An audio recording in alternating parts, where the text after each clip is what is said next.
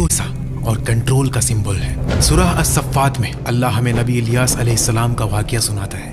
उन्हें भेजा गया एक ऐसी कौम की तरफ जो एक नाम पर दीवानी थी, बाल। और नबी इलियास अलैहिस्सलाम ने बस एक सवाल किया, ऐसा सवाल जो आज भी दिल को हिला देता है। क्या तुम बाल को पुकारते और उसे पूजते हो और सबसे बेहतर पैदा करने वाले को छोड़े देते हो, यानी अल्लाह को?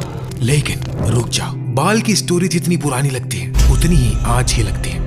इब्ने कसीर के मुताबिक बाल शुरू में बुत नहीं था, पहले ये एक लक़ब था, आका, मालिक, सरदार। पुरानी जुबानों में फिर फिनकी लोगों ने इसको एक माबूद बना दिया, कहानियों ने इसे अपना सबसे बड़ा खुदा बना दिया। और नबी इलियास अलैहिस्सलाम के ज़माने तक बादशाह अहब और उसकी बीवी जेज़ेबेल ने बाल की पूजा को मुल्क का सरकारी मजहब बना दिया। उनके पास बाल के 450 रहनुमा थे जो फुल टाइम सरकार से पैसे लेते थे और बादशाह के दस्तरख्वान पर खाना भी खाते थे।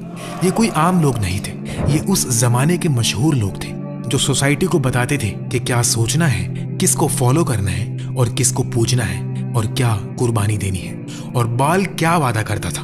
बारिश, फसल, जरखेजी, दौलत, कामयाबी, दुनिया की हर चीज, मालो मता और सब कुछ। लेकिन अब बात अंधेरी हो जाती है, बहुत अंधेरी। लोग बाल को इसलिए नहीं पूछते थे कि वो बेवकूफ थे, वो इसलिए पूछते थे क्योंकि वो डर रहे थे, सूखे से, भूख से, नुकसान से और अपनी जिंदगी पर कंट्रोल खोने से। और यही डर बाल की पूजा को खतरनाक बनाता था। बाल की पूजा में कुर्बानी होती थी, कुछ रिवायतों में सिर्फ जानवरों की नहीं, बच्चों की भी। लोग अपने बच्चों को धात के बड़े बुतों में जला देते थे और ढोल इतनी जोर से बजाते थे कि बच्चों की चीखें दब जाती थी। इसको आग से गुजरना कहा जाता था। पहले ये काम बड़े लोग करते थे और फिर ये ट्रेंड बन गया, फिर नॉर्मल हो गया, फिर ऐसा माहौल बन गया कि जैसे जरूरी हो। बहुत पुराने जमाने की बात है, जब बनी इसराइल अपने अंबिया की हिदायत के बाद भी बार बार दुनिया की चमक और नफ्स की ख्वाहिशों में फिसल जाया करते थे। तौहीद का पैगाम उनके पास था, तौरात का इल्म भी था, लेकिन जब दिल कमजोर होता है तो इंसान हक को भी अपने फायदे के हिसाब से बदल लेता है। इसी दौर में जब बनी इसराइल के कुछ कबीले फिलिस्तीन और उसके आसपास से निकलकर शाम और सीरिया के इलाकों में फैल गए तो उनकी जिंदगी का रंग धीरे धीरे बदलने लगा।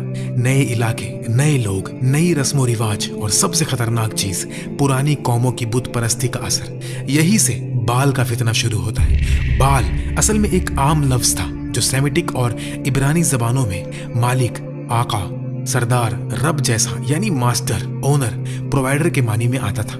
अरब में भी ये लफ्ज कभी शौहर के लिए यूज होता रहा, लेकिन जब कोई कौम अल्लाह को छोड़कर किसी और से रिज्क, बारिश, ताकत और बरकत की उम्मीद बांधने लगती है तो एक लफ्ज जो सिर्फ मालिक के मानी रखता था